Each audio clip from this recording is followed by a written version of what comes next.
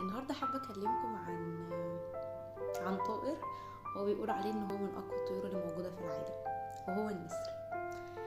النسر لما بيوصل لسن 40 سنه بيعدي بمرحله صعبه جدا ومؤلمه جدا جدا جدا جدا، وهي انه لازم بيجدد وبيغير من نفسه. مش بيبقى قدامه غير حالتين: يا اما يستسلم ويموت، يا اما بيعدي بمرحله بتستغرق 150 يوم بالظبط علشان كأنه اتولد من اول وجديد. فالنسر معروف انه قوي جدا، فبيختار او بيلجأ للاختيار التاني اللي هو انه يقعد 150 يوم بيتألم علشان يعيش تقريبا بتاع 30 سنة تاني.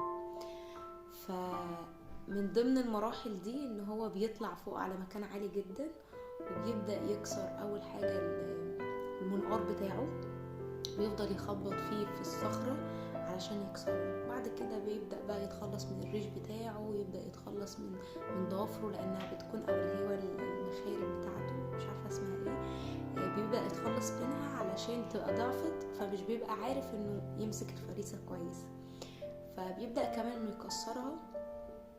فبيعدي بمرحلة صعبة جدا جدا لمدة 150 يوم.